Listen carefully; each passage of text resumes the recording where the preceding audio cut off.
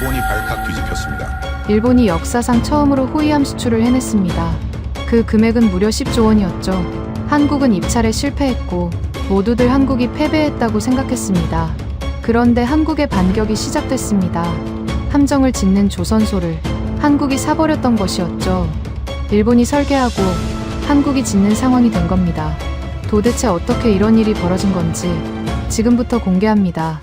시드니에서 서쪽으로 3시간을 달리면 캔버라가 나옵니다. 호주의 수도지만 관광객은 거의 오지 않는 도시입니다. 멜버른과 시드니가 서로 수도를 차지하려고 싸우다가 결국 그 중간쯤에 새로 지어버린 계획 도시죠. 넓고 조용하고 어딘가 인위적인 느낌이 드는 도시입니다. 정부 청사들이 호수를 중심으로 반듯하게 배치돼 있고 거리에는 공무원들과 군인들 그리고 로비스트들이 걸어 다닙니다. 저는 제임스 홀로웨이, 52살입니다.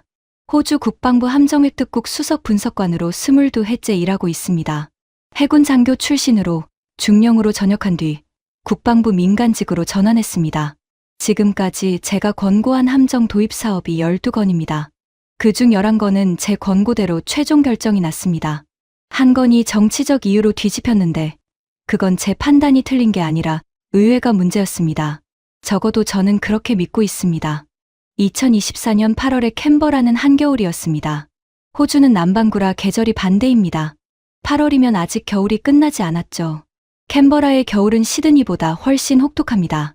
아침이면 벌이 그리핀 호수 위로 하얀 안개가 내려앉고 잔디밭에는 서리가 내립니다. 국방부 청사 앞 유칼립투스 나무들이 차가운 바람 속에서 잎을 떨구고 있었습니다. 저는 국방부 본청 3층 함정획득국 회의실 창가에 서 있었습니다. 벽에는 안자급 호위함 사진이 걸려 있었습니다. 1990년대에 도입해 지금까지 쓰고 있는 배들이었습니다. 배 수량 3,600톤. 30년 가까이 호주 해군의 주력이었지만 이제는 솔직히 낡았습니다. 전자전 체계가 구식이고 함대함 미사일 탑재량이 제한적이고 무엇보다 항속거리가 현대 전장 환경을 따라가지 못했습니다. 호주는 섬 대륙입니다. 항속거리는 호주 해군에게 생존의 문제입니다. SEA 3000점, 호주 해군 차세대 호위함 도입 사업의 공식 명칭이었습니다. 11척, 사업 규모 110억 호주 달러, 한화로 약 10조 4천억 원. 제가 지난 4년간 이 사업에 매달려 온 이유가 바로 그 숫자였습니다. 회의실 테이블 위에 서류 묶음이 놓여 있었습니다. 오늘 오전 10시에 열리는 최종 발표 자료였습니다. 저는 그 묶음을 집어들었습니다. 첫 장을 펼쳤습니다. SEA 3000 우선협상 대상자 선정 결과 일본 미쓰비시 중공업 모가미급 개량형. 저는 그 이름을 다시 한번 읽었습니다. 그리고 창밖 호수를 바라봤습니다. 벌이 그리핀 호수 위로 아침 안개가 아직 걷히지 않았습니다. 물안개 속에서 저 멀리 국립전쟁 기념관의 돔이 희미하게 보였습니다. 4년이었습니다. 4년간 5나라, 5개 기업의 제안서를 뜯어보고 현장 시찰을 18번 나가고 기술평가 보고서를 32차례 작성했습니다. 마지막까지 경쟁한 기업은 2곳이었습니다. 일본 미쓰비시중공업의 모가미급 개량형과 독일 티센크루프의 메코 A200. 한국은 2차 후보 선정에서 이미 탈락했습니다. HD 현대중공업의 충남급과 하나오션의 울산급 배치2가 1차 후보에는 들었지만 2차 심사에서 떨어졌습니다. 이유는 명확했습니다. 항속거리였습니다. 한국 함정들이 제시한 항속거리는 약 8,300km였습니다. 일본 모가미급의 14,800km, 독일 메코의 13,300km와 비교하면 절반 수준이었습니다.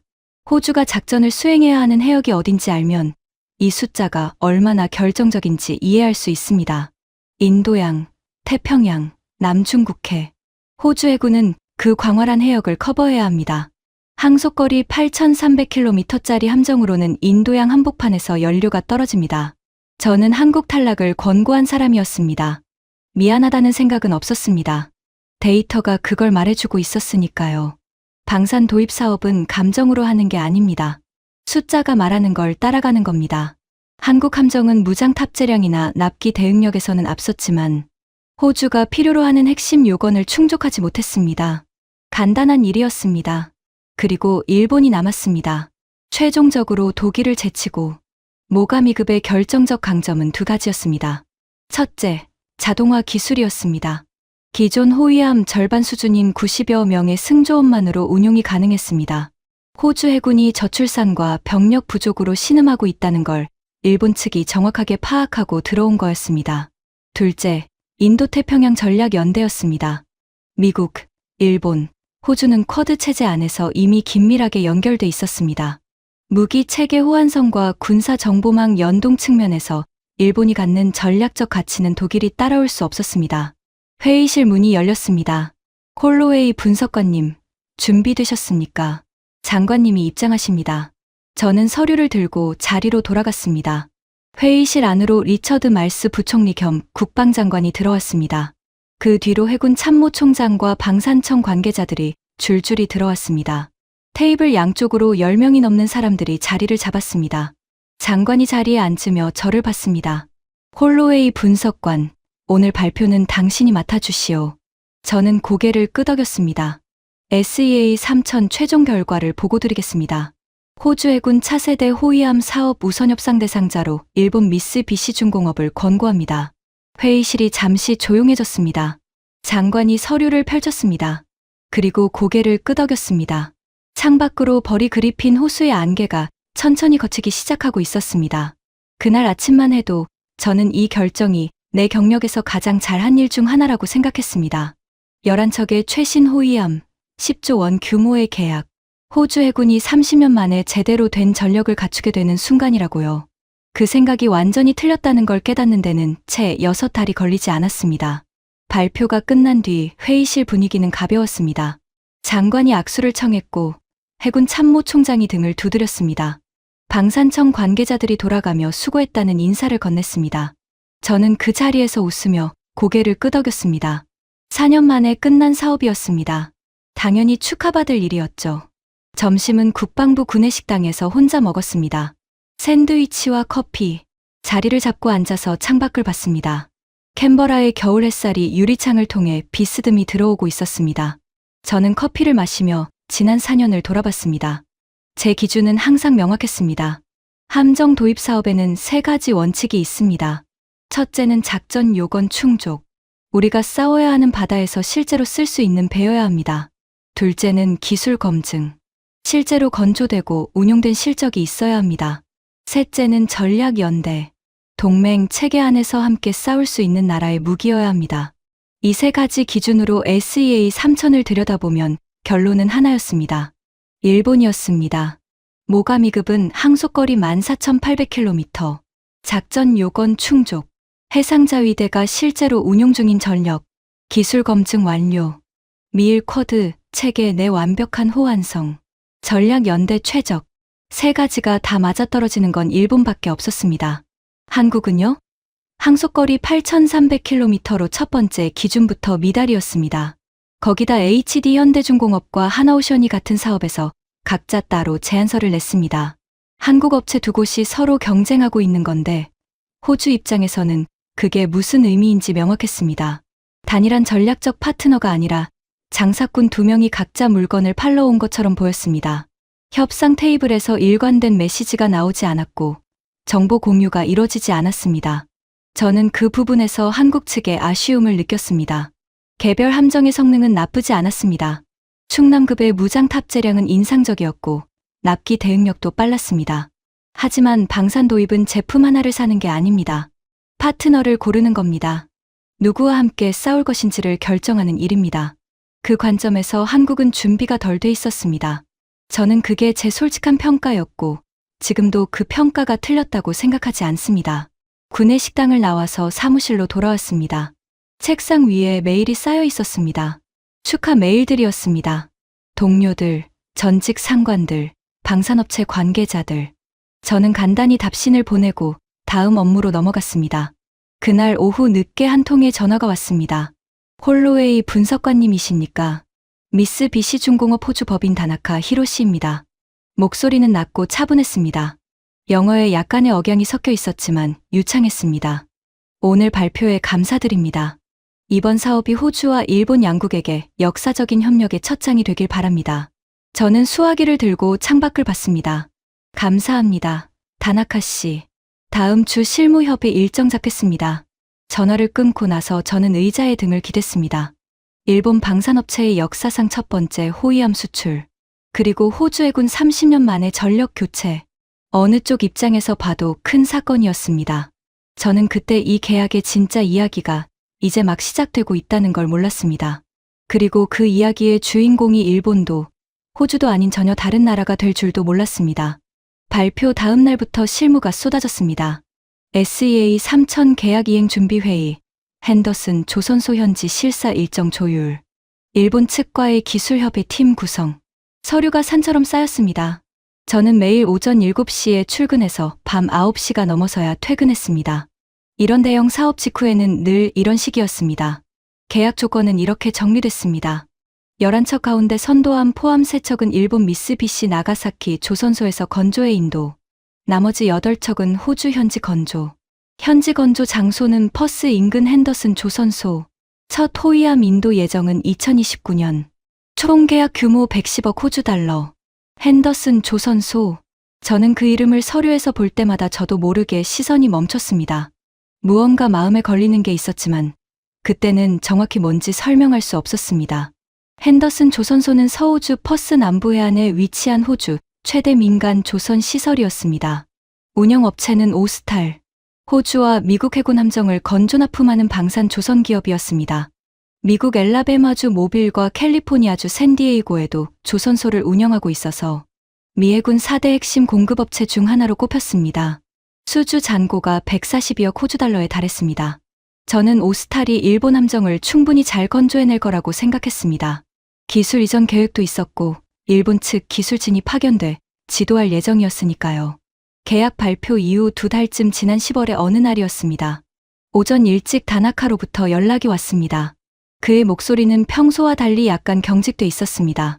홀로웨이 분석관님, 잠시 긴급하게 만나뵐 수 있겠습니까? 오스탈 관련해서 드릴 말씀이 있습니다. 그날 오후 저는 캔버라 시내 호텔 로비에서 다나카를 만났습니다. 50살 안팎으로 보이는 남자였습니다.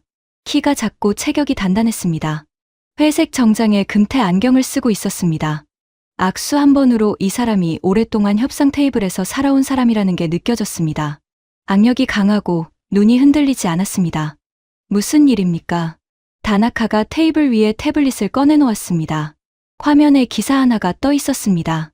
호주 경제 매체 기사였습니다. 한화그룹, 오스탈 지분 9.9% 전격 인수. 저는 화면을 들여다봤습니다. 기사를 읽으면서 손가락이 살짝 멈췄습니다. 한화그룹이 장외거래 방식으로 오스탈 지분 9.9%를 인수했다. 한화에어로스페이스와 한화시스템을 통한 직접 매수였다. 한화 측은 추가로 지분을 19.9%까지 확대하기 위해 호주 외국인 투자심의위원회와 미국 외국인 투자심의위원회의 승인을 신청했다고 밝혔다. 저는 기사를 다 읽고 나서 고개를 들었습니다. 다나카가 저를 보고 있었습니다. 안경 너머 눈이 차가웠습니다. 한화오션이 SEA 3000 사업에서 탈락한 한국 방산업체 아닙니까? 맞습니다. 탈락한 업체가 우리가 건조해야 할 조선소 지분을 사들이려 하고 있는 겁니다. 저는 잠시 생각했습니다. 아직 9.9%입니다. 경영권과는 거리가 있죠. 다나카가 고개를 저었습니다. 19.9% 신청까지 했습니다. 최대 주주가 되겠다는 겁니다. 홀로웨이 분석관님, 이게 무슨 뜻인지 아십니까? 일본이 설계한 군함의 건조 일정과 품질 관리를 경쟁사인 한국 자본이 장악한 조선소에 맡겨야 하는 상황이 됩니다. 설계 도면, 소재 정보, 기술 데이터가 전부 노출될 수 있습니다. 저는 커피를 한 모금 마셨습니다. 뜨거운 액체가 목을 타고 내려갔습니다. 말이 되는 우려였습니다. 군함 건조는 민간 선박과 다릅니다. 설계 도면 하나에 국가 기밀이 담겨 있습니다. 그 도면이 경쟁국 기업 소유 조선소로 들어가는 상황. 일본이 불편해하는 건 당연했습니다. 호주 외국인 투자심의위원회가 검토 중입니다. 최종 판단은 거기서 납니다. 그 위원회가 어떤 결정을 내리든 이 상황 자체가 이미 문제입니다. 홀로웨이 분석관님, 호주 측에서 명확한 입장을 표명해 주셔야 합니다. 한화의 인수를 차단해야 합니다. 저는 다나카를 봤습니다. 그는 요청하는 게 아니라 요구하고 있었습니다. 이 계약을 따낸 순간부터 이미 자기가 갑이라고 생각하는 사람의 표정이었습니다. 저는 커피잔을 내려놓았습니다. 다나카 씨, 그건 제 권한 밖의 일입니다. 외국 기업의 투자 심사는 재무부 소관입니다. 제가 개입할 수 있는 사안이 아닙니다. 다나카의 눈이 좁아졌습니다. 하지만 더 이상 밀어붙이지는 않았습니다. 그가 자리에서 일어나며 말했습니다. 상황을 예의주시해 주십시오. 이 문제가 생각보다 복잡해질 수 있습니다. 그가 나간 뒤 저는 혼자 로비에 남았습니다. 창밖으로 캔버라의 차가운 저녁 공기가 유리창 너머로 느껴졌습니다. 저는 방금 읽은 기사를 다시 떠올렸습니다. 한화, SEA 3000에서 탈락한 기업. 그런데 오스타를 사들이려 하고 있다. 사람들은 보통 경쟁에서 지면 물러납니다. 그런데 한국은 다른 방향으로 움직이고 있었습니다. 저는 그게 무엇을 의미하는지 그 순간에는 정확하게 읽지 못했습니다. 아직은요. 그로부터 3주 뒤였습니다. 호주 외국인 투자심의위원회가 한화의 오스탈 지분 확대 신청을 공식 접수했다는 공문이 국방부로 날아들었습니다. 심의 기간은 최대 9달. 결론이 나오기까지 시간이 걸린다는 의미였습니다. 재무부에서는 국방부 측에 의견서를 요청했습니다. 군사 안보적 관점에서 이 인수가 호주 국익에 부합하는지 여부를 검토해달라는 것이었습니다. 저는 그 의견서를 작성하는 담당자가 됐습니다. 솔직히 말하면 처음에는 간단한 일이라고 생각했습니다. 경쟁 입찰에서 탈락한 외국 기업이 우선협상자의 건조 조선소를 인수하려 한다. 이해 충돌 가능성이 있다. 기밀 유출 우려가 있다. 그렇게 쓰면 됐습니다. 다나카가 제기한 우려와 크게 다르지 않은 방향이었죠. 저는 서류 작업을 시작했습니다.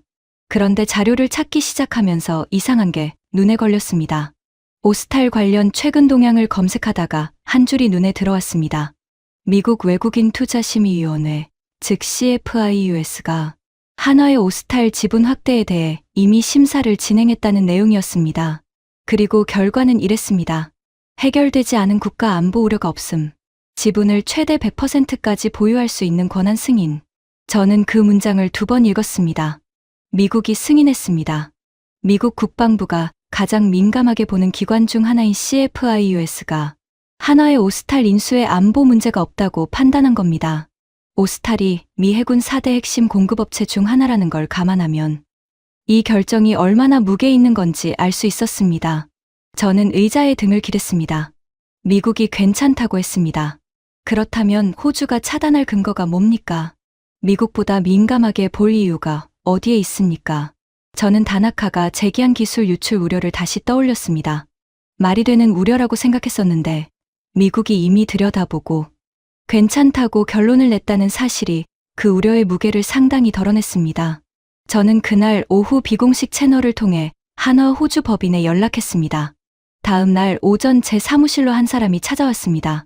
박세진, 한화 호주 법인 대표였습니다. 45살 정도로 보였습니다. 키가 크고 체격이 단단했습니다. 정장 차림이었지만 긴장한 기색이 없었습니다. 오히려 편안해 보였습니다. 악수를 하는 손이 따뜻하고 건조했습니다. 오래 바깥에서 일한 사람의 손이었습니다. 자리에 앉으며 그가 먼저 말을 꺼냈습니다. 찾아봐 주셔서 감사합니다. 홀로웨이 분석관님. 직접 연락이 올 줄은 몰랐습니다. 저는 솔직하게 시작했습니다. 한화가 오스탈 지분을 사려는 이유를 듣고 싶었습니다. 공식 발표 내용 말고요. 박세진이 잠깐 저를 봤습니다. 생각을 정리하는 눈빛이었습니다. 정직하게 말씀드리겠습니다. 우리는 호주 시장을 포기하지 않았습니다. SEA 3000에서 탈락했지만 그게 호주와의 인연이 끝났다는 의미는 아닙니다. 오스탈은 미국 해군과 직접 계약을 맺고 군함을 건조하는 유일한 외국계 방산 기업입니다. 우리가 오스탈과 전략적 협력을 강화하면 호주를 발판으로 미국 해군 시장에 진입할 수 있습니다. 저는 그 대답을 들으며 잠시 멈췄습니다. 단순한 탈락 후 보복성 인수가 아니었습니다. 더 큰 그림이 있었습니다. 일본 측이 기술 유출을 우려하고 있습니다. 모가미급 설계 도면이 경쟁사 손에 들어갈 수 있다는 거죠. 박세진이 고개를 끄덕였습니다. 이해합니다.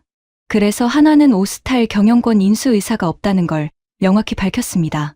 19.9% 지분은 최대 주주 지위를 갖지만 경영 개입을 하지 않겠다는 조건을 스스로 수락할 용의가 있습니다. 민감 정보 접근 제한도 받아들이겠습니다. 미국 CFIUS가 바로 그 조건들을 검토하고 승인한 겁니다. 저는 그의 말을 들으면서 서류를 집었습니다. 한화 측이 제출한 투자 계획서 요약본이었습니다. 읽어보니 CFIUS 승인 조건이 명시돼 있었습니다. 정보 차단벽 설치, 민감 데이터 접근 제한, 독립 이사회 운영. 창밖으로 캔버라의 늦가을 햇살이 사무실 바닥에 길게 뻗어 있었습니다. 저는 무언가가 천천히 뒤집히고 있다는 걸 느꼈습니다. 확실히 정의하기는 어려웠습니다.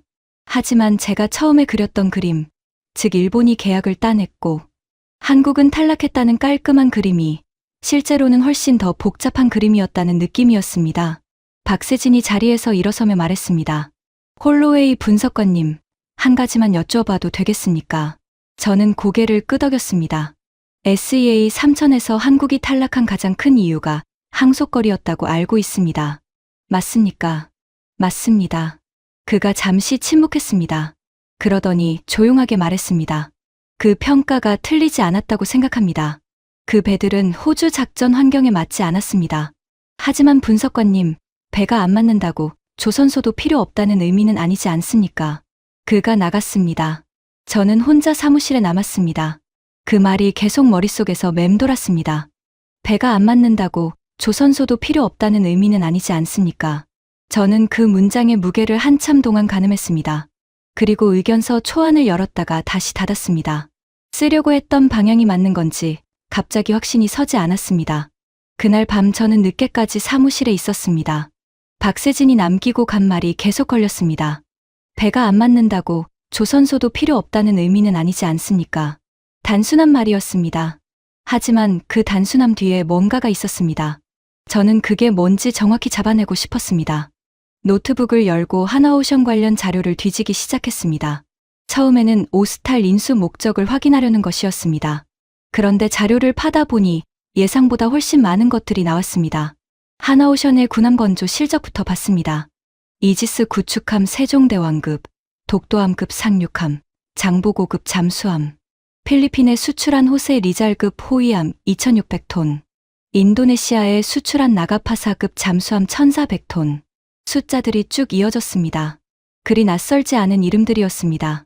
방산업계에서 일한 지 20년이 넘었으니 이 정도는 알고 있었습니다. 그런데 그 다음 항목에서 손이 멈췄습니다. 캐나다 잠수함 사업, 60조 원 규모. 우선협상 대상자, 하나오션과 HD현대중공업 공동 컨소시엄. 저는 숫자를 다시 읽었습니다. 60조 원. SEA 3000 전체 계약의 6배 규모였습니다. 그리고 한국 두 업체가 공동 컨소시엄으로 참여했습니다. 이번에는 각자 따로 뛰지 않고 하나의 팀으로 뭉쳤습니다. SEA 3000에서 코리아 원팀을 구성하지 못했다는 지적을 받고 나서 달라진 거였습니다. 저는 의자에서 몸을 앞으로 기울였습니다. SEA 3000 평가 당시 제가 한국을 탈락시킨 이유 중 하나가 바로 그것이었습니다. 두 업체가 각자 따로 제안서를 내는 바람에 전략적 파트너로서의 신뢰도가 낮아졌다는 것. 그런데 캐나다 사업에서는 그걸 고쳤습니다. 배웠다는 뜻이었습니다. 저는 계속 읽어내려갔습니다. 한화 호주 법인의 기존 실적도 있었습니다. K9 자주포 헌츠맨, 호주 육군의 납품 완료, 레드백 보병 전투장갑차, 호주 육군 차기 장갑차 사업 선정, 호주 현지 생산시설 HAS 완공. 호주에서 한화는 이미 육군 쪽으로는 상당한 실적을 쌓고 있었습니다. 그걸 저는 제대로 인식하지 못하고 있었습니다. 함정 사업만 보다 보니 다른 분야가 눈에 들어오지 않았던 겁니다. 다음 날 아침이었습니다. 저는 출근하자마자 다나카에게 연락을 넣었습니다. 미팅을 요청했습니다. 오전 10시 국방부 외부 회의실이었습니다. 다나카가 들어왔습니다. 오늘도 회색 정장이었습니다. 의자에 앉으며 그는 먼저 입을 열었습니다. 의견서 진행 상황이 어떻게 됩니까? 저는 곧장 물었습니다. 다나카 씨, 한화의 오스탈 인수 시도에 대해 일본 측이 이렇게 민감하게 반응하는 이유가 기술 유출만입니까? 다나카가 잠깐 멈췄습니다. 예상하지 못한 질문이었던 것 같았습니다. 물론입니다. 모가미급 설계 도면이 경쟁사에게 노출되는 상황을 막아야 합니다. 저는 노트북을 펼쳤습니다. 미국 CFIUS가 이미 안보 우려 없음 결론을 냈습니다. 정보 차단벽, 민감 데이터 접근 제한, 독립 이사회 운영 조건을 전제로 한 승인입니다.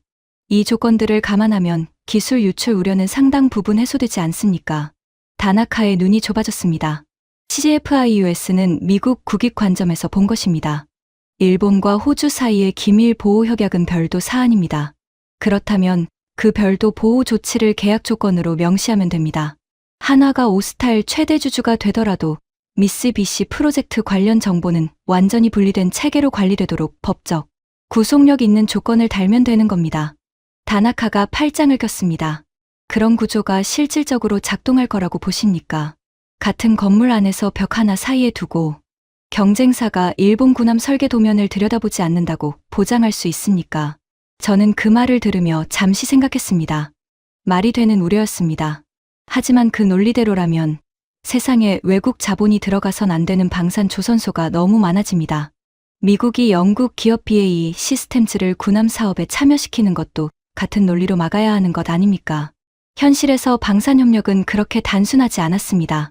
다나카 씨, 질문 하나 더 드리겠습니다. 그가 고개를 끄덕였습니다.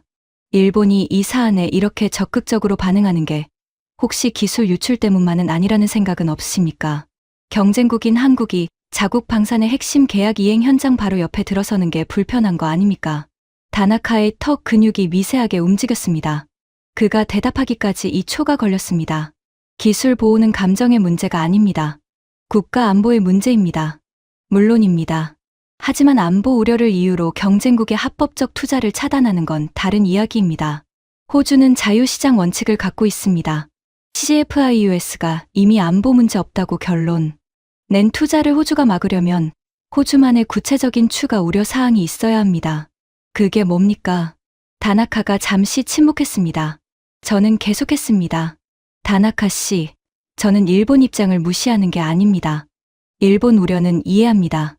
하지만 제가 작성해야 하는 의견서는 일본 국익을 대변하는 문서가 아니라 호주 국익을 기준으로 쓰는 문서입니다. 그리고 지금 제가 자료를 들여다볼수록 한화가 오스타를 통해 호주 방산, 생태계에 장기적으로 기여할 가능성이 생각보다 작지 않습니다. 다나카가 천천히 팔짱을 풀었습니다. 처음으로 표정이 흔들렸습니다. 아주 미세하게. 하지만 분명히. 홀로웨이 분석관님, 혹시 한화 측 사람을 만나셨습니까? 저는 고개를 끄덕였습니다. 비공식 의견 청취 차원에서요. 다나카가 천천히 일어섰습니다. 추가 자료를 가져오겠습니다. 일본 측의 우려가 얼마나 구체적이고 기술적인 것인지 문서로 보여드리겠습니다. 그가 나갔습니다. 회의실이 조용해졌습니다. 저는 빈 테이블을 바라봤습니다. 머릿속에 두 개의 그림이 겹쳐 있었습니다. 하나는 다나카의 그림이었습니다. 탈락한 경쟁자가 뒷문으로 들어오려 한다는 그림. 다른 하나는 박세진의 그림이었습니다. 배가 맞지 않아도 조선소는 다른 이야기라는 그림. 두 그림 중 어느 쪽이 호주 국익에 더 가까운지 저는 아직 판단을 내리지 못하고 있었습니다. 그리고 솔직히 말하면 내가 옳다고 생각해온 방향이 맞는 건지 흔들리기 시작하는 걸 느끼고 있었습니다. 그게 불편했습니다. 20년 경력 분석관이 30페이지짜리 투자 계획서 한 장에 흔들린다는 게요. 창밖으로 캔버라의 늦가을 바람이 유칼립투스 나무를 흔들었습니다. 저는 의견서 파일을 다시 열었습니다. 하지만 첫 문장을 쓰지 못한 채 화면만 바라보고 있었습니다. 무언가 더 확인해야 할 것이 있었습니다. 그게 뭔지는 아직 몰랐지만요. 다음 날 아침 일찍 다나카에게서 연락이 왔습니다. 어제 말한 추가 자료를 가져오겠다고 했는데 그게 아니었습니다. 목소리 톤이 달랐습니다. 어제의 조심스러움이 사라지고 뭔가 단단한 것이 들어와 있었습니다. 홀로웨이 분석관님, 오늘 오후에 시간이 있으십니까? 일본 대사관에서 자리를 마련했습니다. 야마기시 대사께서 직접 만나고 싶다고 하십니다. 저는 잠시 멈췄습니다. 미쓰비시 파견 대표가 아니라 주호주 일본 대사가 직접 나선다는 뜻이었습니다. 이 사안이 일본 정부 차원의 공식 관심사가 됐다는 신호였죠. 알겠습니다. 오후 3시에 가겠습니다. 캔버라 야로랄루물라 지구에 있는 일본 대사관은 조용하고 단정한 건물이었습니다. 잘 손질된 정원 안쪽으로 현대적인 건물이 들어서 있었습니다.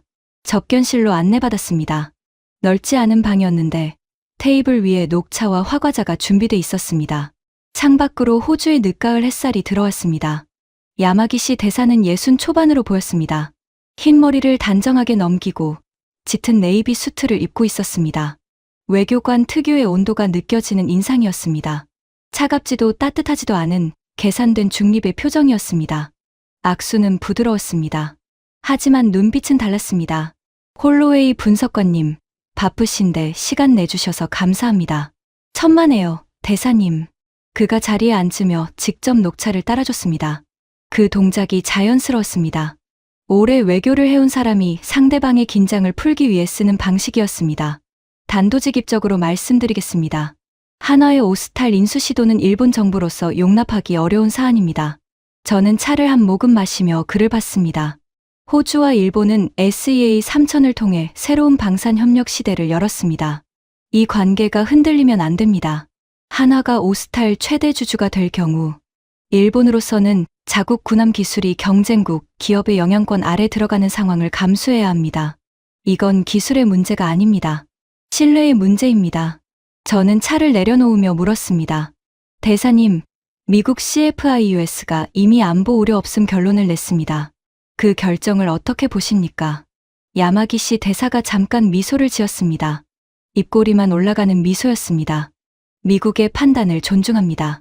하지만 미국과 일본의 이해관계가 항상 일치하는 건 아닙니다. 미국은 오스타를 통한 미 해군 사업의 연속성을 봤을 겁니다. 일본은 모가미급 건조 기밀을 봅니다. 다른 것을 보고 있는 겁니다. 그 말은 틀리지 않았습니다. 같은 사안을 보는 시각의 차이가 있을 수 있었습니다. 호주 정부가 한화의 인수를 승인할 경우 일본은 어떤 입장을 취하실 겁니까? 야마기시 대사가 차를 마셨습니다. 천천히, 그리고 내려놓으며 말했습니다. 공식적으로 불편함을 표명할 것이고 SEA 3000 이행 과정에서 정보 보호 관련 추가 협약을 요구할 겁니다. 하지만 홀로웨이 분석관님, 솔직히 말씀드리면 우리가 원하는 건 그게 아닙니다. 우리가 원하는 건 한화가 처음부터 이 그림에서 빠지는 겁니다. 저는 그 말을 들으며 잠시 침묵했습니다. 대사관을 나오면서 저는 머릿속이 복잡해졌습니다. 야마기시 대사의 말 중에서 하나가 계속 걸렸습니다. 우리가 원하는 건 한화가 처음부터 이 그림에서 빠지는 겁니다. 그건 안보 우려가 아니었습니다. 경쟁자를 배제하고 싶다는 것이었습니다. 그 두 가지는 다른 이야기였습니다. 저는 사무실로 돌아와 박세진에게 메시지를 보냈습니다. 내일 다시 만나고 싶다고요. 이번에는 제가 먼저 데이터를 들고 질문하고 싶었습니다. 다음 날 아침 박세진이 사무실로 왔습니다. 이번에는 혼자가 아니었습니다. 자료 보따리를 든 젊은 직원이 함께였습니다. 30 초반으로 보이는 여자였습니다. 박세진이 간단히 소개했습니다. 저희 기술협력팀 김하은 과장입니다. 오늘 자료 설명을 도울 겁니다. 저는 고개를 끄덕이며 먼저 말을 꺼냈습니다. 어제 일본 대사관에 다녀왔습니다. 박세진의 눈빛이 살짝 달라졌습니다. 하지만 표정은 흔들리지 않았습니다. 어떤 말씀을 하시던가요? 한화가 이 그림에서 빠지길 원한다고 했습니다. 안보 우려라기보다는 경쟁자를 원천 배제하겠다는 취지였습니다. 박세진이 조용히 고개를 끄덕였습니다. 예상했습니다. 예상하셨다고요. 일본이 역사상 처음으로 따낸 호위함 수출입니다. 그 계약의 이행 현장 바로 그 조선소를 경쟁국이 들어오려 하는 상황이니 불편한 건 자연스럽습니다. 하지만 홀로웨이 분석관님, 저는 그게 호주 정부의 결정 기준이 되어선 안 된다고 생각합니다. 그가 김하은에게 눈짓을 했습니다. 그녀가 파일을 꺼내 테이블에 올려놓았습니다. 한화의 호주 방산 기여 현황입니다. 저는 파일을 펼쳤습니다. K9 자주포 헌츠맨 납품 실적, 호주 현지 생산시설 HAS 운영 현황, 레드백 장갑차 사업 이행 계획, 호주 현지 고용 인원 현황. 저는 한 페이지에서 눈이 멈췄습니다. 호주 현지 고용 인원 2,400명이었습니다. 한화가 호주에서 직접 고용한 인원이 2,400명. 거기다 협력업체 간접 고용까지 포함하면 5,000명이 넘었습니다. K9 납기 실적도 보시겠습니까? 김하은이 페이지를 넘겼습니다. K9 헌츠맨 납품 일정 대비 실제 인도 기록이 있었습니다. 계약 납기 대비 실제 인도 1. 단 한 건도 납기를 어긴 적이 없었습니다. 일부는 예정보다 빨리 납품됐습니다. 저는 그 기록을 보며 생각했습니다. SEA 3000 평가, 당시 우리가 한국에게 준 점수 중 납기 대응력은 높았습니다. 실제로 데이터가 그걸 뒷받침하고 있었습니다. 오스타를 통해 한화가 하려는 게 정확히 뭡니까? 장기 그림을요. 박세진이 잠깐 생각하더니 입을 열었습니다. 오스탈은 미 해군 4대 핵심 공급업체입니다. 소형 수상함과 군수 지원함 시장 점유율이 40%에서 60% 사이입니다. 한화가 오스탈과 전략적 협력을 강화하면 미 해군 함정, 건조 사업에 직접 참여할 수 있는 교두보가 생깁니다. 저는 그 말을 들으며 지도를 머릿속으로 그렸습니다. 한국에서 호주로, 호주에서 미국으로 방산협력망의 확장이었습니다. 미국 CFIUS가 100%까지 허용했다는 건 그 그림을 미국도 봤다는 뜻 아닙니까? 박세진이 고개를 끄덕였습니다. 미국 입장에서 한화는 이미 검증된 파트너입니다. 폴란드의 K 전차 수출, 납기 준수 실적, 현지 생산 기술 이전 모델. 미국이 신뢰하는 동맹국에 신뢰할 수 있는 방산 기업이라는 인식이 있습니다. 저는 파일을 덮었습니다. 그리고 박세진을 똑바로 봤습니다. SEA 3000에서 한국이 탈락한 것 억울하지 않습니까? 그가 잠시 조용히 저를 봤습니다. 그러더니 말했습니다. 억울하다기보다 우리 잘못도 있었습니다. 두 회사가 따로 뛰었고 호주가 필요로 하는 항속거리 요건을 충족하지 못했습니다. 그건 사실입니다. 하지만 지는 것과 포기하는 건 다른 이야기입니다. 그 말이 조용하게 울렸습니다. 저는 잠시 그 말을 마음속에서 굴려봤습니다. 지는 것과 포기하는 건 다른 이야기입니다.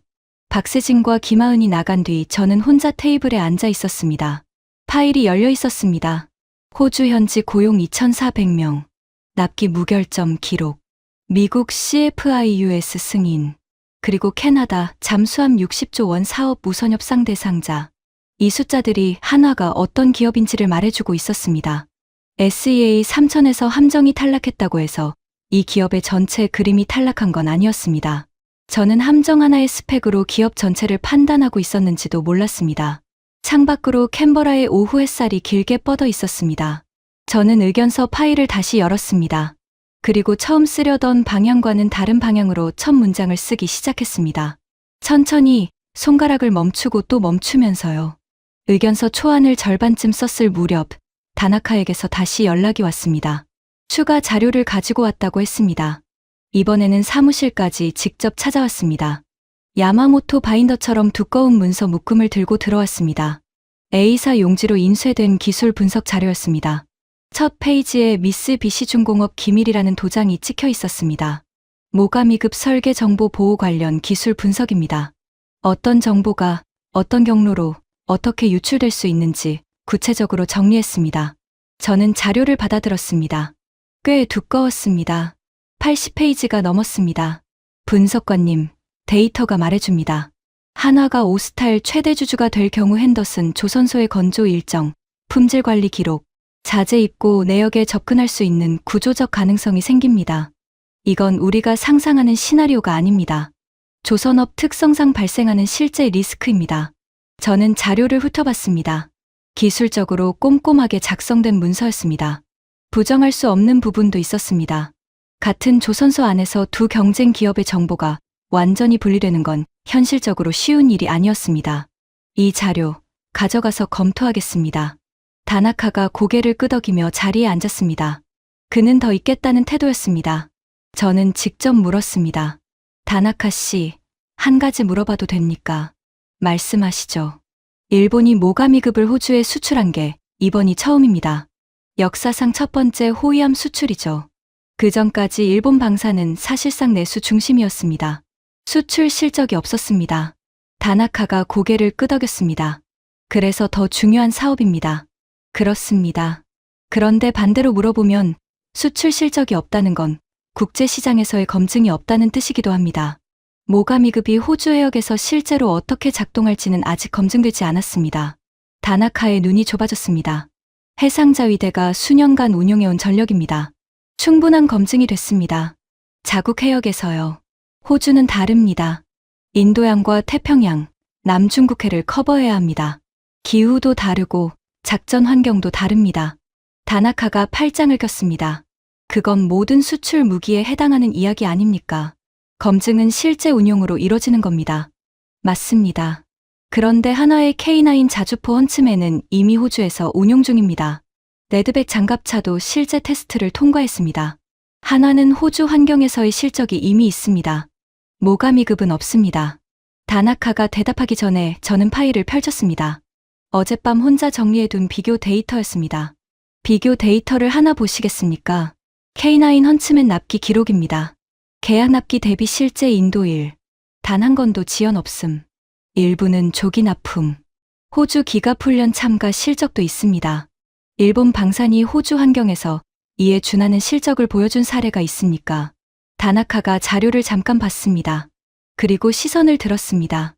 지상 무기와 함정은 다른 사안입니다. 물론입니다. 하지만 납기 신뢰도와 현지 운용 적합성은 공통 기준입니다. 그 기준에서 하나는 이미 데이터를 갖고 있습니다. 모가미급은 2029년 처지 인도 이후에야 데이터가 생깁니다. 다나카가 천천히 자료를 테이블에 내려놓았습니다. 그가 가져온 두꺼운 문서 묶음 옆에 제가 꺼낸 얇은 비교 데이터가 놓였습니다. 두께 차이가 확연했습니다. 하지만 어느 쪽이 더 무거운 내용을 담고 있는지는 달랐습니다. 홀로웨이 분석관님, 데이터가 전부는 아닙니다. 전략적 관계가 더 중요합니다. 호주와 일본은 쿼드 파트너입니다. 한국은 아닙니다. 저는 고개를 끄덕였습니다. 맞습니다. 그 점은 SEA 3000 평가에서 일본이 우위에 선 요소였습니다. 하지만 다나카 씨, 오스탈 지분 인수는 쿼드와 관계없는 민간 투자 사안입니다. 전략 연대와 기업 투자를 같은 기준으로 묶는 건 다른 문제입니다. 다나카가 입술을 꾹 다물었습니다. 처음으로 그가 바로 반박하지 못하는 순간이었습니다. 그가 자리에서 일어나며 말했습니다. 더 생각해 보겠습니다. 내일 최종 자료를 가져오겠습니다. 그가 나갔습니다. 저는 테이블에 두 묶음의 자료를 펼쳐놓고 한참 바라봤습니다. 한쪽은 80페이지짜리 기밀 도장 문서, 다른 쪽은 제가 혼자 정리한 납기 기록 10줄. 어느 쪽이 더 많은 걸 말해주는지 저는 이미 알 것 같았습니다. 다나카가 마지막 자료를 가지고 온 날이었습니다. 그런데 혼자가 아니었습니다. 야마기시 대사가 함께였습니다. 대사가 직접 국방부 사무실까지 찾아온 건 이례적인 일이었습니다. 저는 그 자체가 이미 신호라고 느꼈습니다. 일본이 이 사안에 전력을 다하고 있다는 신호. 대사가 자리에 앉으며 먼저 말을 꺼냈습니다. 홀로웨이 분석관님, 오늘은 기술 자료가 아니라 전략적 맥락에 대해 말씀드리고 싶습니다. 저는 고개를 끄덕였습니다. 호주와 일본의 방산협력은 SEA 3000 하나로 끝나지 않습니다. 이건 시작입니다. 우리는 앞으로 정보 공유, 공동훈련, 차세대 무기 체계 공동 개발까지 협력 범위를 확대할 계획이 있습니다. 한화가 오스탈에 들어오면 그 협력 구조 전체가 복잡해집니다. 일본으로서는 한국 기업이 영향력을 가진 조선소와 민감 정보를 공유하기 어렵습니다. 저는 잠시 생각했습니다. 그 말은 논리적이었습니다. 동맹 협력의 깊이와 범위 측면에서 보면 일본의 우려가 단순한 기술 유출이 아니라 장기 협력 구조 전체에 관한 것임을 알 수 있었습니다. 대사님, 한 가지 여쭤보겠습니다. 호주와 한국의 방산 협력 현황을 어떻게 보십니까? 야마기시 대사가 잠깐 멈췄습니다. K9 자주포와 레드백 장갑차 사업이 있죠. 호주 육군과의 협력입니다. K9 헌츠맨이 호주 현지에서 생산되고 있습니다. 현지 고용이 2,400명입니다. 레드백은 호주 육군의 차기 주력 장갑차로 선정됐습니다. 캐나다 잠수함 60조 원 사업에서는 한국 두 업체가 공동 컨소시엄으로 우선 협상 대상자가 됐습니다. 대사님, 한국은 이미 호주와 깊은 방산 협력 관계를 맺고 있습니다. 오스탈 지분 인수가 그 협력의 연장선 아닐까요? 야마기시 대사가 차를 마셨습니다. 천천히 내려놓으며 말했습니다. 육상과 해상은 다릅니다. 해상 협력에는 더 높은 수준의 정보 공유가 필요합니다. 저는 고개를 끄덕이며 다른 자료를 꺼냈습니다. 어제 김하은이 추가로 보내준 파일이었습니다. 대사님, 이 자료를 보시겠습니까? 한화가 CFIUS 승인을 받으면서 수락한 조건 목록입니다.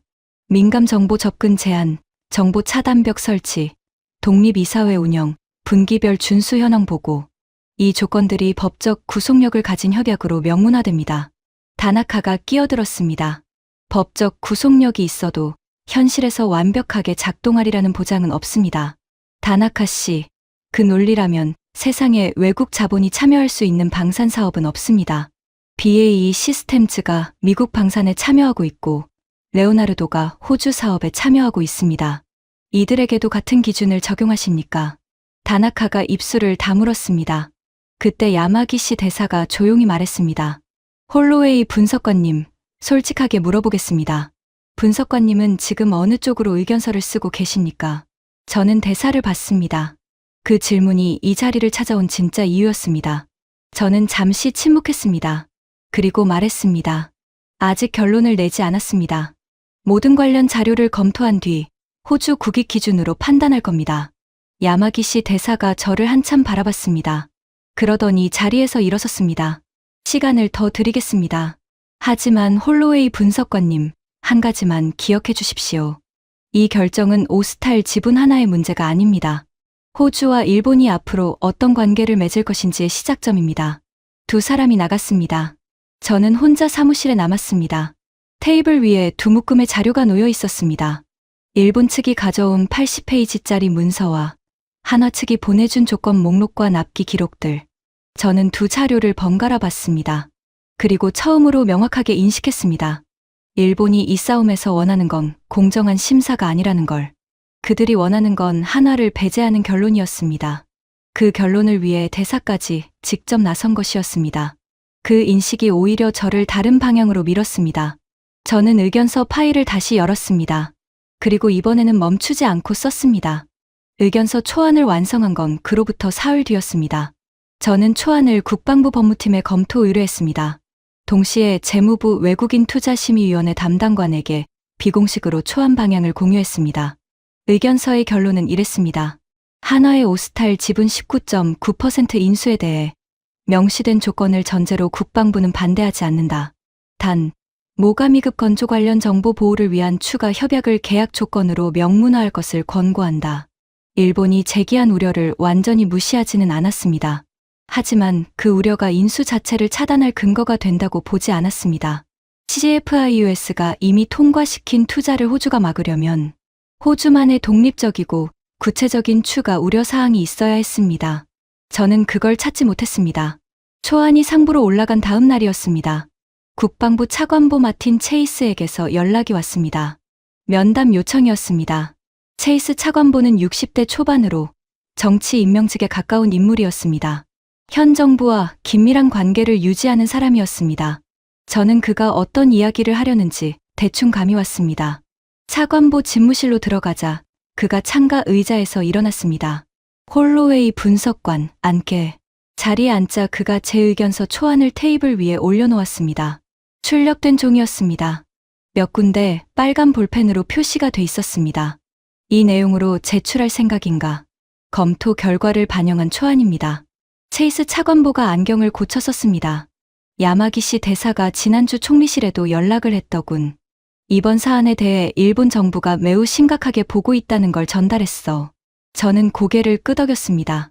그 점은 의견서에도 반영했습니다. 일본의 우려를 충분히 검토했고 추가 협약을 조건으로 권고했습니다. 자네 초안은 결론적으로 한화 인수를 허용하는 방향이야. 명시된 조건을 전제로 반대하지 않는다는 겁니다. 다릅니다. 체이스 차관보가 볼펜을 테이블에 내려놓았습니다. 홀로웨이 분석관, 솔직하게 말하지. 지금 정치적 상황을 알고 있나? 일본은 우리의 쿼드 파트너야. 총리가 다음 달 도쿄 방문을 앞두고 있어. 이 시점에 일본이 극도로 불편해하는 결정을 국방부가 권고하면 그 파장이 어떻게 될 것 같나? 저는 그 말을 들으며 잠시 침묵했습니다. 그게 진짜 이야기였습니다. 기술 유출도 안보 우려도 아니었습니다. 외교 일정과 정치적 타이밍이었습니다. 차관보님, 제가 작성하는 의견서는 국방안보 관점에서의 기술적 검토입니다. 외교 일정은 다른 채널에서 다루어야 하는 사안이라고 생각합니다. 체이스 차관보가 저를 봤습니다. 눈에 경고가 담겨 있었습니다. 자네 의견서 하나가 총리실 외교 일정에 영향을 줄 수 있어. 그 책임 소재를 생각해 봤나? 저는 입술을 꽉 다물었습니다. 가슴 어딘가에서 뜨거운 것이 올라왔습니다. 억누르면서 천천히 말했습니다. 차관보님, 저는 20년간 이 자리에서 일해왔습니다. 그동안 의견서를 정치적 타이밍에 맞춰 수정한 적이 없습니다. 그게 제 원칙이었습니다. 원칙이 조직 안에서 어떻게 작동하는지 알겠지. 저는 그 말의 무게를 느꼈습니다. 그건 권고가 아니라 압력이었습니다. 쉬운 길은 명확했습니다. 의견서 결론을 뒤집거나 모호하게 쓰면 됩니다. 다들 만족할 겁니다.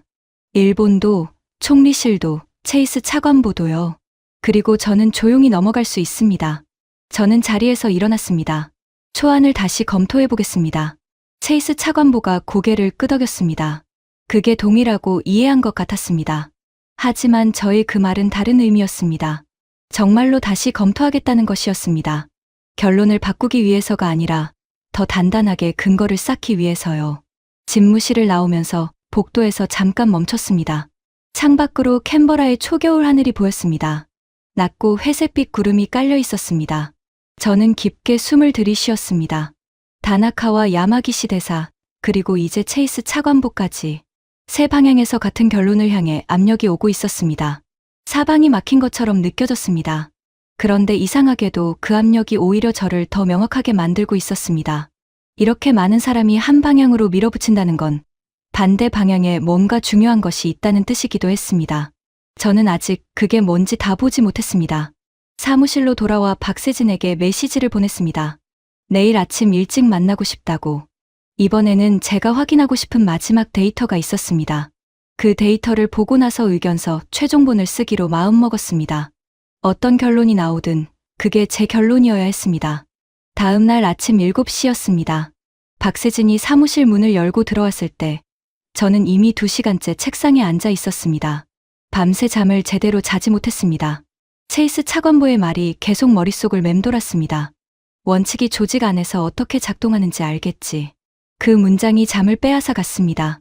박세진이 자리에 앉으며 저를 봤습니다. 제 얼굴을 보더니 잠깐 말을 멈췄습니다. 많이 힘드신 것 같습니다. 저는 손을 흔들었습니다. 괜찮습니다. 확인하고 싶은 게 있어서 연락했습니다. 말씀하시죠. 저는 노트북을 돌렸습니다.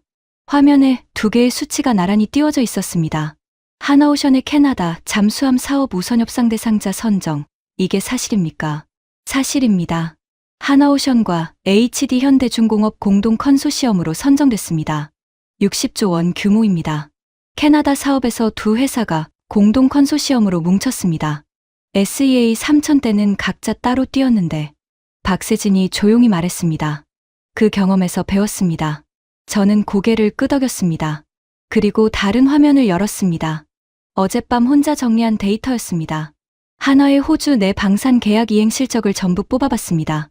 K9 헌츠맨, 레드백, 관련 부품 계약까지 포함해서 총 14건입니다. 납기 지연 건수가 몇 건입니까? 박세진이 저를 봤습니다. 제로입니다. 14건 전부 납기 준수. 일부는 조기 납품. 저는 그 숫자를 소리내어 읽었습니다. 그리고 K9 헌츠맨 호주 현지 생산 비율이 현재 몇 %입니까? 55%를 넘겼습니다. 계획보다 빠릅니다. 저는 잠시 그 숫자들을 들여다봤습니다. 그리고 말했습니다. 박세진 씨, 지금 제가 처한 상황을 솔직하게 말씀드리겠습니다. 그가 조용히 기다렸습니다. 어제 차관보에게 불려갔습니다. 의견서 결론을 바꾸라는 압력을 받았습니다.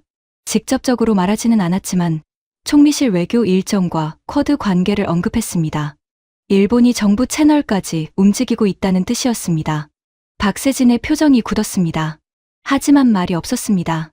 제가 의견서를 호주 국익 기준으로 썼는데 정치적 압력이 그 기준을 흔들고 있습니다. 저는 지금 어느 쪽이 진짜 호주 국익인지 다시 확인하고 싶습니다. 마지막으로 한 가지만 물어볼게요. 그가 고개를 끄덕였습니다. 한화가 오스탈 최대 주주가 되면 호주 해군 함정 건조 능력에 실질적으로 어떤 변화가 생깁니까? 구체적으로요. 박세진이 잠깐 생각했습니다. 그러더니 천천히 말하기 시작했습니다. 오스탈은 현재 인력과 설비 측면에서 한계가 있습니다. 한화가 전략적 협력을 강화하면 하나오션의 대형 함정 건조 기술과 생산 효율화 노하우가 오스탈로 이전됩니다. 오스탈이 지금보다 더 크고 복잡한 함정을 건조할 수 있게 됩니다. 호주가 장기적으로 SEA 3000을 넘어선 함정 사업을 추진할 때 핸더슨 조선소의 역량이 이미 올라가 있게 됩니다. 저는 그 말을 들으며 잠시 멈췄습니다.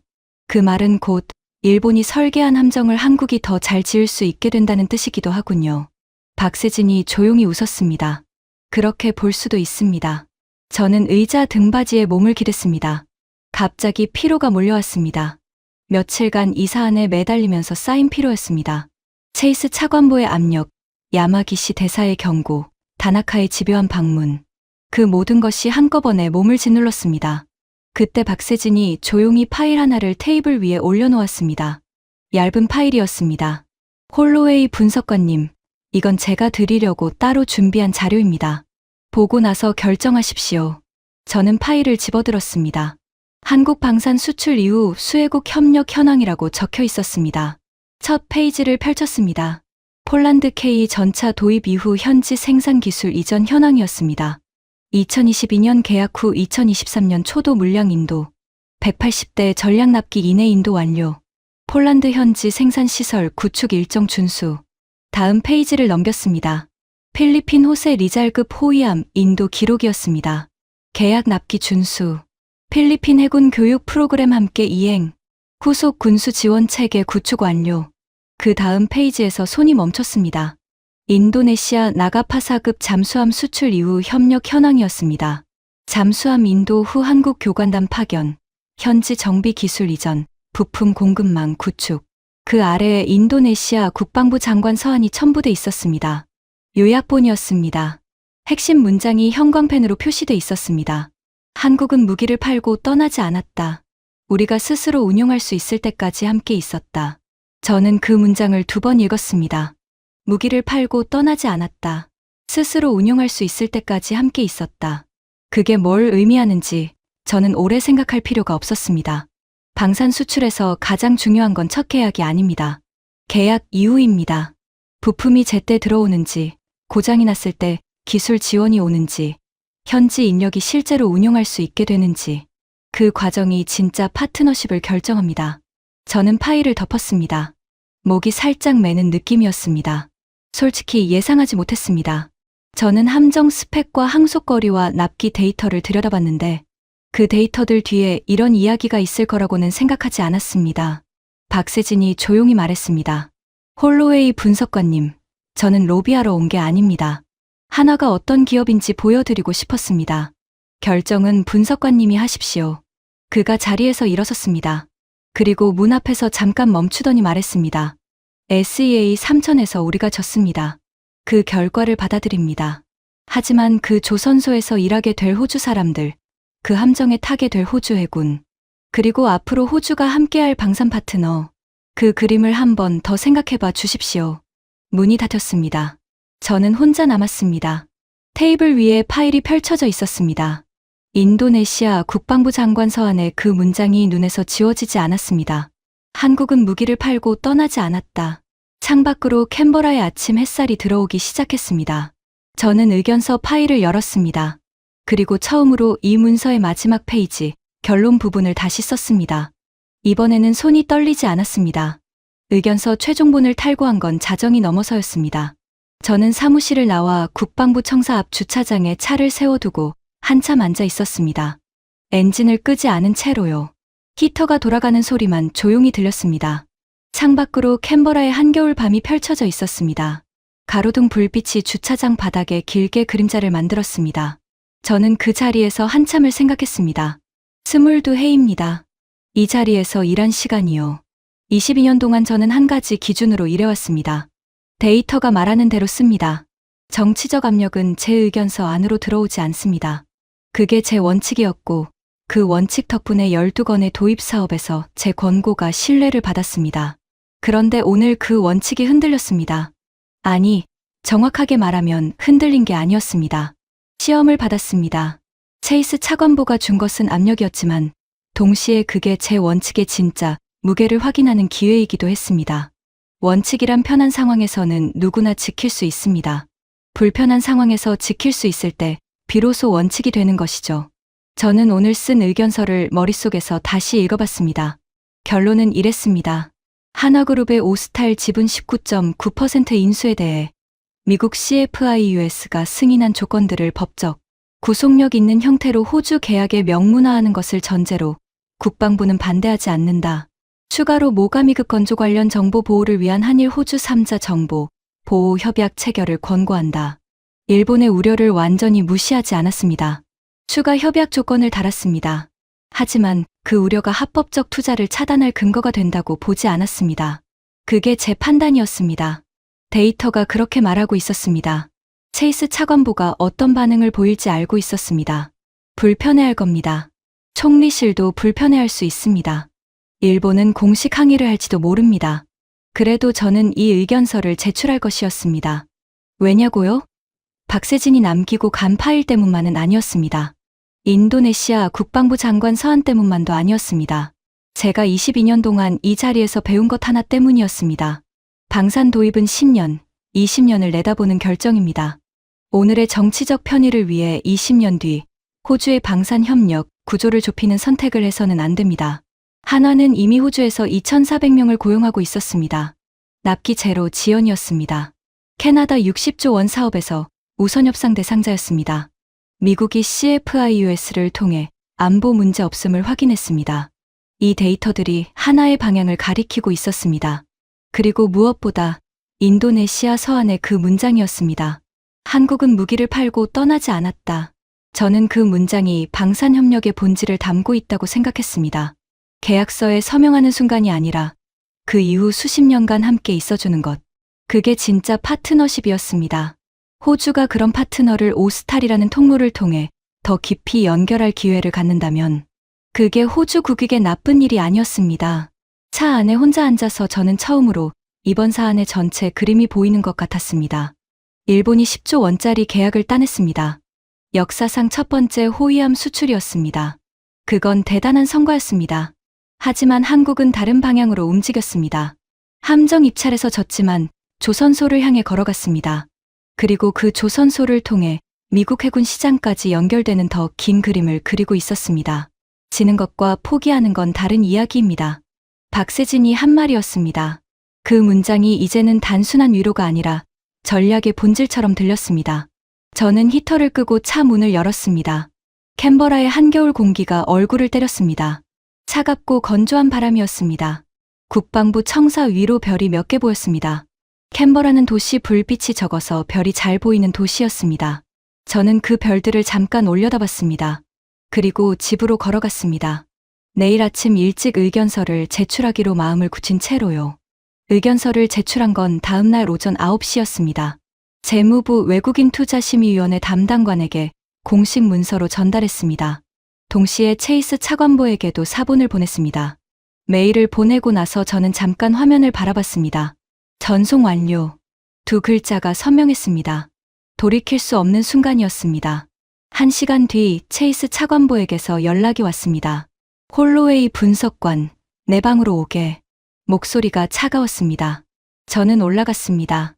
체이스 차관보가 의견서 출력본을 들고 있었습니다. 표정이 굳어 있었습니다. 하지만 이번에는 다나카나 야마기시 대사처럼 반박하지 않았습니다. 대신 한마디만 했습니다. 자네 결정의 책임은 자네가 진다는 거 알겠지. 알고 있습니다. 그가 서류를 내려놓았습니다. 더 말하지 않았습니다. 저는 집무실을 나왔습니다. 복도를 걸으면서 손이 약간 떨렸습니다. 그게 두려움인지 안도인지 구분이 되지 않았습니다. 둘 다였을지도 모릅니다. 그로부터 나흘이 지났습니다. 호주 외국인투자심의위원회가 결론을 냈습니다. 재무부 짐 찰머스 장관이 공식 발표를 했습니다. 엄격한 조건을 전제로 한화그룹의 오스탈 지분 19.9% 인수를 승인한다. 조건은 민감 정보 접근 제한, 정보 차단벽 설치, 독립이사회 운영, 분기별 준수 현황 보고였습니다. 그리고 제가 의견서에 권고한 한일 호주 3자 정보 보호 협약 체결도 포함됐습니다. 제 의견서가 최종 결정에 반영됐습니다. 저는 그 발표를 국방부 사무실에서 혼자 읽었습니다. 컴퓨터 화면에 뜬 기사였습니다. 읽고 나서 한참 동안 화면을 바라봤습니다. 뭔가 거대한 것이 결정됐다는 느낌이 들었습니다. 오스탈 지분 하나의 문제가 아니었습니다. 호주 방산 생태계가 어느 방향으로 뻗어나갈 것인지에 대한 결정이었습니다. 그날 오후 박세진에게서 문자가 왔습니다. 감사합니다. 그게 전부였습니다. 길지 않았지만 그 짧은 두 글자가 오래 남았습니다. 그리고 다음 날 다나카에게서도 연락이 왔습니다. 이번엔 전화였습니다. 홀로웨이 분석관님, 다나카 씨. 잠시 침묵이 흘렀습니다. 그가 먼저 말했습니다. 결과를 알고 있습니다. 그렇겠죠. 일본으로서는 유감스러운 결정입니다. 하지만 그가 잠깐 멈췄습니다. 분석관님이 처음부터 한 가지는 일관되게 하셨더군요. 데이터를 기준으로 했습니다. 그 점은 인정합니다. 저는 조용히 말했습니다. 일본의 우려를 무시한 게 아닙니다. 3자 정보 보호 협약이 포함됐습니다. 알고 있습니다. 다나카가 짧게 말하고 전화를 끊었습니다. 저는 수화기를 내려놓으며 잠시 생각했습니다. 그가 마지막에 한 말, 데이터를 기준으로 했다는 그 말이 묘하게 남았습니다. 이길 때도 질 때도 기준이 일관되면 상대방도 그걸 인정한다는 걸 알았습니다. 창밖으로 캔버라의 하늘이 맑게 개어 있었습니다. 초겨울 햇살이 강하지는 않았지만 선명했습니다. 저는 다음 업무로 넘어가기 전에 잠깐 자리에 앉아 있었습니다. 그리고 처음으로 이 사안 전체의 그림이 완성되는 느낌이 들었습니다. 일본이 10조 원짜리 계약을 따냈습니다. 한국은 조선소를 샀습니다. 그리고 그 조선소에서 일본이 설계한 함정을 짓게 됐습니다. 어느 쪽이 이긴 건지 단순하게 말할 수 없는 그림이었습니다. 하지만 한 가지는 분명했습니다. 한국은 지고도 포기하지 않았습니다. 다른 방향으로 걸어갔고 그 방향의 끝에 더 큰 것이 있었습니다. 그로부터 석 달이 지났습니다. 2025년 봄이었습니다. 캔버라는 이제 따뜻해졌습니다. 벌이 그리핀 호수 주변으로 봄꽃이 피기 시작했고 아침에 출근하면 창으로 들어오는 햇살이 한결 부드러워졌습니다.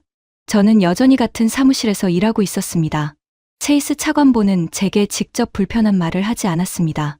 총리 도쿄 방문도 예정대로 이뤄졌고 한일 호주 3자 정보 보호 협약도 함께 서명됐습니다. 일본이 요구한 정보 보호 장치가 계약에 포함된 덕분에 외교적 마찰은 예상보다 작았습니다. 그리고 오스탈은 공식적으로 하나의 전략적 협력사가 됐습니다. 저는 그 이후로 하나와 오스탈의 움직임을 계속 지켜봤습니다. 비공식적으로요.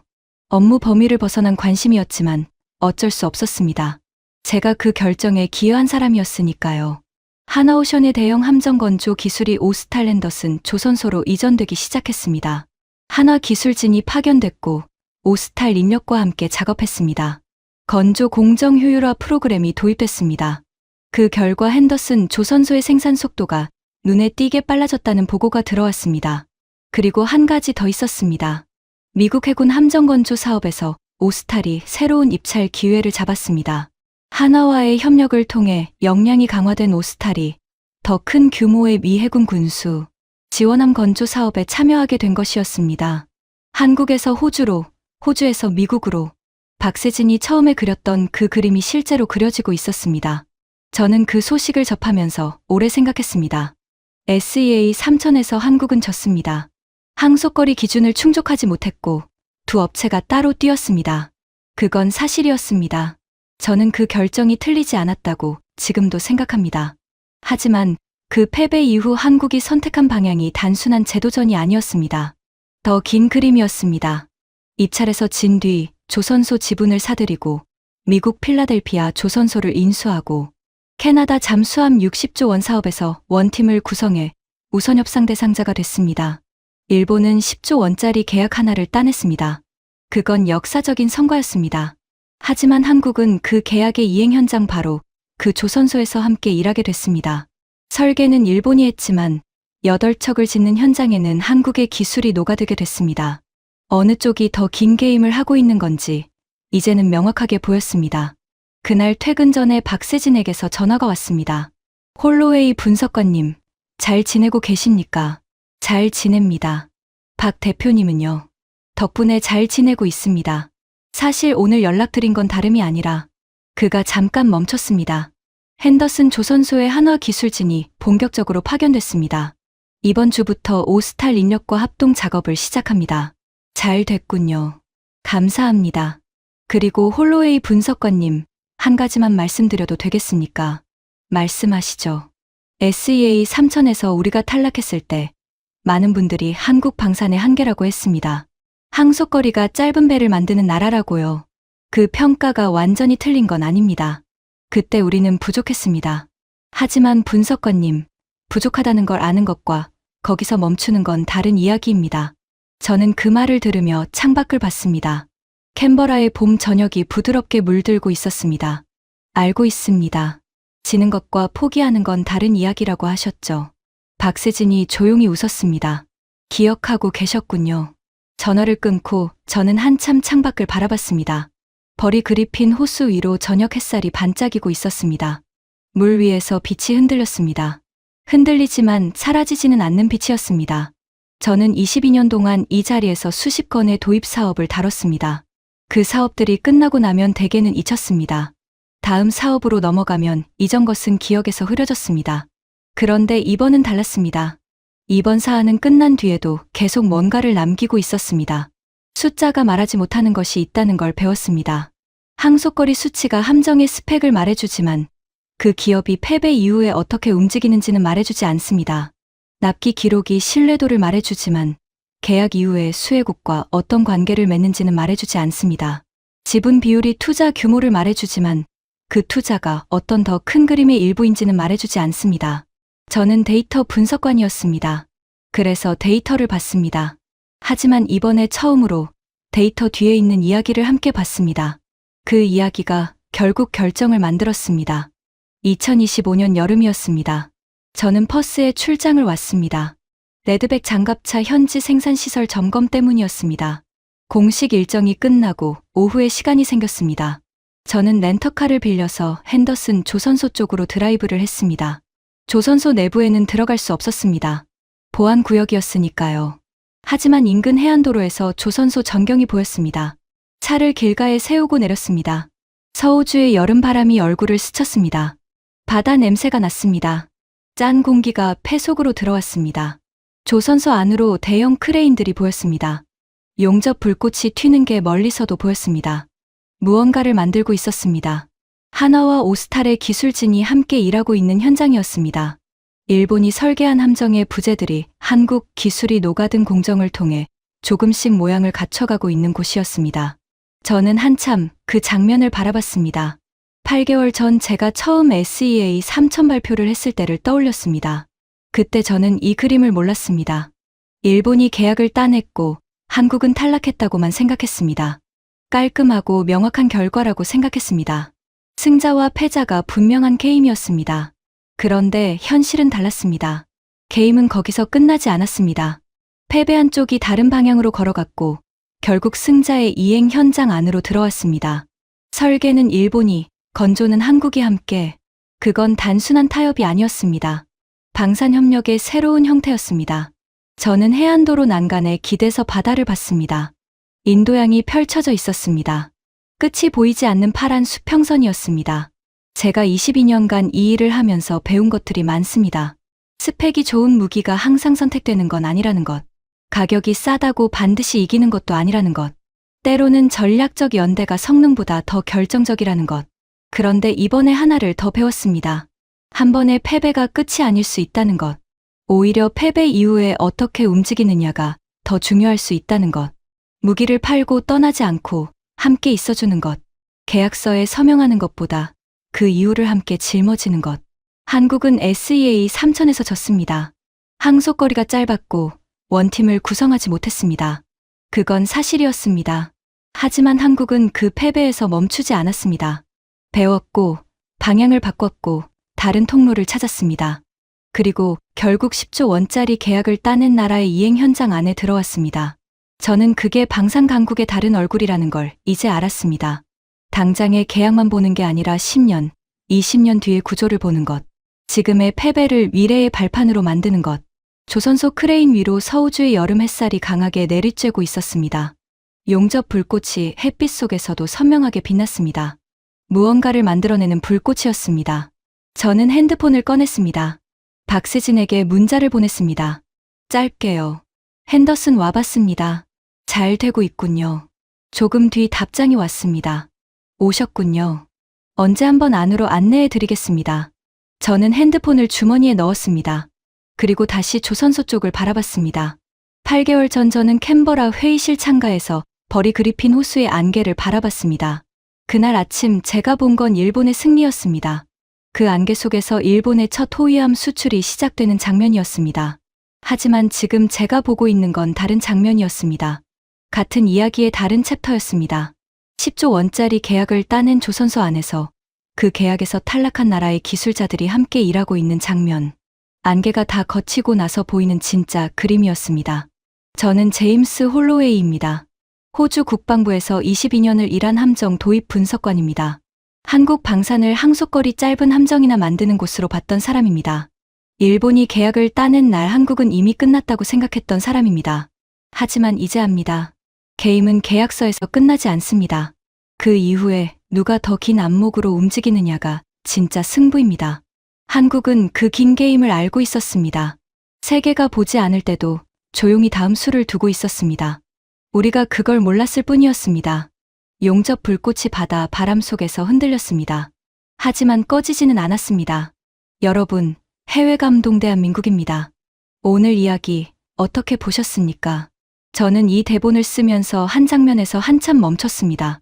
인도네시아 국방부 장관이 한국에 보낸 서한에 담긴 문장이었습니다. 한국은 무기를 팔고 떠나지 않았다. 우리가 스스로 운용할 수 있을 때까지 함께 있었다.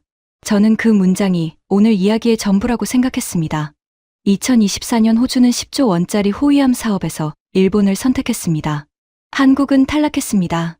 많은 사람들이 K방산의 한계라고 했습니다. 항속거리가 짧다고, 원팀을 구성하지 못했다고, 선진국 시장은 아직 이르다고 했습니다. 그런데 한국은 거기서 멈추지 않았습니다. 한화는 그 함정을 짓게 될 조선소의 지분을 샀습니다. 일본이 반발했습니다. 정치적 압력이 들어왔습니다. 그래도 결국 호주와 미국 모두 승인했습니다.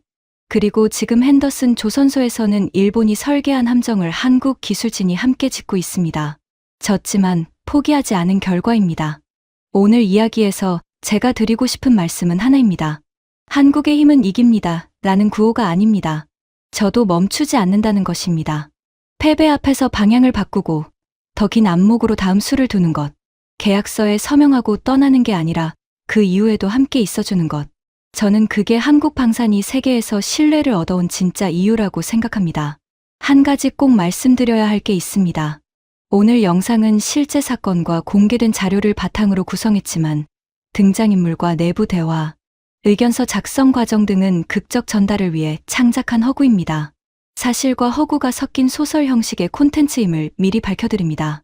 실제 확인된 사실은 호주 SEA 3000 사업에서 일본 미쓰비시 중공업이 우선 협상 대상자로 선정된 것, 한화그룹이 오스탈 지분 19.9%를 인수해 최대 주주가 된 것, 이 과정에서 일본 측이 공식 반발한 것입니다. 나머지는 이 사실들을 바탕으로 재구성한 이야기입니다. 오늘 영상이 좋으셨다면 구독과 좋아요 부탁드립니다. 댓글에 한국 파이팅 남겨주시면 더 많은 분들께 이 이야기가 닿을 수 있습니다. 해외 감동 대한민국은 앞으로도 세계가 인정하는 대한민국의 이야기를 계속 찾아오겠습니다. 감사합니다.